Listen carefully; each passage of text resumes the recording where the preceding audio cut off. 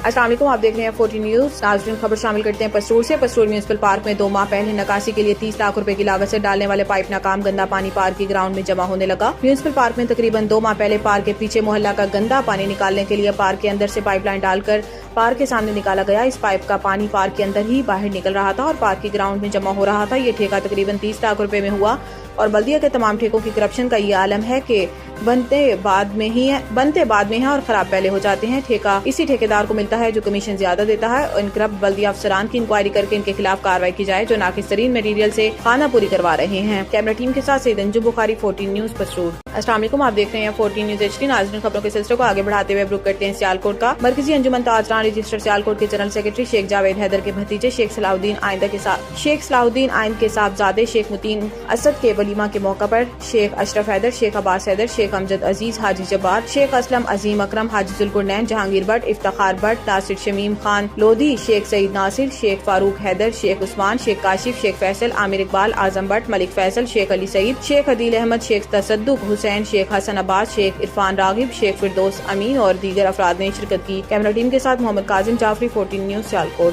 السلام علیکم، آپ دیکھ رہے ہیں 14 نیوز HD۔ ناظرین، خبروں شامل کرتے ہیں کوٹلی لوہارا سے۔ پارلیمانی سیکرٹری چودھری احسان الحق باجوہ نے سعودی عرب کے دورہ کے دوران مسلم لیگ کے عہدیداران سے گفتگو کرتے ہوئے کہا کہ حکومت اوورسیز پاکستانیوں کے مسائل کے حل پر خصوصی توجہ دے رہی ہے۔ اوورسیز پاکستانی کی حیثیت معیشت میں ریڑھ کی ہڈی جیسی ہے۔ ان کا کمایا ہوا زر مبادلہ ملک کی ترقی اور خوشحالی کا باعث بنتا ہے۔ اوورسیز نہ صرف اپنے بال بچوں کا پیٹ پالتے ہیں بلکہ بے روزگاری کے خاتمہ کا باعث بنتے ہیں۔ پارلیمانی سیکرٹری چودھری احسان الحق باجوہ کی ریاض آمد پر پاکستان مسلم لیگ نون سعودی عرب کے جنرل سیکرٹری ملک منظور حسین ایوان اور مرکزی ممبر مجلس عاملہ ملک راشد پرویز ایوان، رانا سلطان سینئر نائب صدر چیئرمین یوتھ ونگ ملک مکرم نصیر ایوان، سہیل باجوہ نے ان کے استقبال کیا اور ان سے خصوصی ملاقات میں کاروباری اور دیگر معاملات پر تبادلہ خیال کیا۔ کیمرہ ٹیم کے ساتھ سید انجم بخاری، 14 نیوز، کوٹلی لوہارا، سیالکوٹ۔ السلام علیکم، آپ دیکھ رہے ہیں 14 نیوز HD۔ ناظرین، خبروں کے سلسلے کو آگے بڑھاتے ہوئے اب رخ کرتے ہیں سیالکوٹ کا۔ وزیر اعلیٰ پنجاب مریم نواز کے تمام وعدے دھرے کے دھرے رہ گئے۔ علاقہ گندگی، بدبو، گٹروں کے پانی کی ہوا و فضاؤں سے گرد آلود ہو چکا۔ نمازیوں کا آنا جانا بند، عام عوام جائے تو کہاں۔ سیالکوٹ UC شہابپورہ کا علاقہ شاہی بادشاہ والی گلی،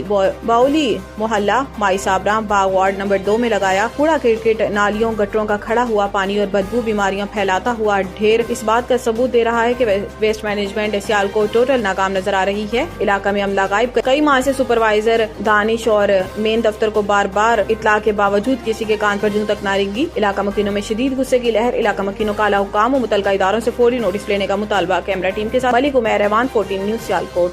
جج کے انتخابات کے لیے جوڈیشل کمیشن کی اکثریت کے ووٹ لینا ہوں گے۔ رولز 2024 منظوری کے بعد جاری رولز میں کہا گیا ہے کہ جوڈیشل کمیشن رولز 2010 کو منسوخ کیا جاتا ہے۔ منسوخ شدہ رولز 2010 کے تحت زیر التوا کوئی بھی معاملہ انکوائد کے تحت زیر التوا تصور کیا جائے گا۔ زیر التوا کوئی بھی معاملہ جہاں تک ممکن ہو انکوائد کے مطابق نمٹایا جائے گا۔ جوڈیشل کمیشن رولز 2024 کے مطابق جوڈیشل کمیشن کا سیکریٹریٹ سپریم کورٹ بلڈنگ یا چیئرپرسن کے طے کردہ کسی اور مقام پر قائم ہوگا۔ جوڈیشل کمیشن سیکریٹریٹ کے ریکارڈ کو محفوظ کیا جائے گا۔ کسی شخص کی بطور جج تقرری کے لیے میرٹ کا تعین آئین کے تحت جج کے حلف کے مطابق کیا جائے گا۔ رولز میں کہا گیا ہے کہ نامزد فرد کے میرٹ کا جائزہ لیتے وقت پیشہ ورانہ قابلیت، تجربہ، قانونی مہارت کو دیکھا جائے گا۔ کسی فرد کو جج نامزد کرتے وقت اس کی کارکردگی، ابلاغی مہارت، دیانتداری کو دیکھا جائے گا۔ ہائی کورٹس میں ججوں کی تقرری کے لیے نامزدگیوں حتمی فیصلے کے دوران وکلاء، عدالتی افسران کی مناسب نمائندگی یقینی بنائی جائے گی۔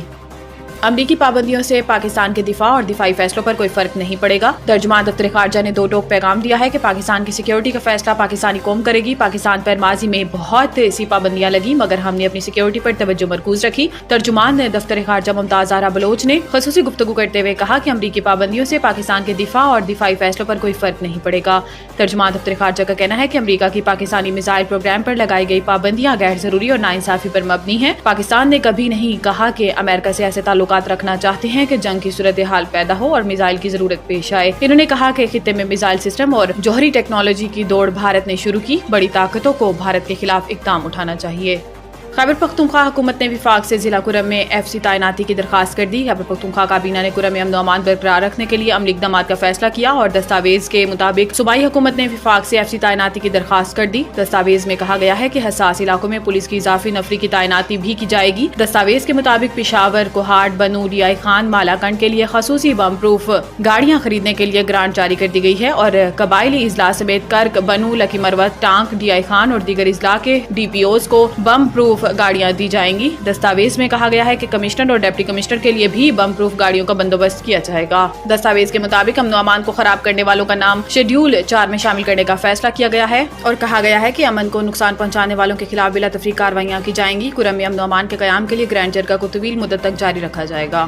امریکہ کا پاکستان میں ملٹری کورٹ سے 25 شہریوں کو سزا پر اظہار تشویش۔ ترجمان امریکی محکمہ خارجہ میتھیو ملر نے اپنے ایک بیان میں کہا کہ پاکستانی شہریوں کو 9 مئی احتجاج میں ملوث ہونے پر فوجی عدالت نے سزا سنائی۔ فوجی عدالتوں میں عدالتی آزادی، شفافیت اور انصاف کی ضمانتوں کی کمی ہے۔ میتھیو ملر نے مزید کہا کہ پاکستانی حکام آئین میں درج منصفانہ مقدمے اور انصاف کے حق کا احترام کریں۔ واضح رہے کہ گزشتہ روز برطانیہ نے بھی فوجی عدالتوں کے فیصلے پر رد عمل دیتے ہوئے کہا تھا کہ فوجی عدالتوں سے سویلینز کو سزاؤں میں شفافیت، آزادانہ جانچ پڑتال کا فقدان ہوتا ہے، جس سے منصفانہ سماعت کے حق کو نقصان پہنچتا ہے۔ اس کے علاوہ یورپی یونین نے بھی پاکستان میں 21 دسمبر کو فوجی عدالت کی طرف سے 25 شہریوں کو سنائی گئی سزا پر تشویش کا اظہار کیا تھا۔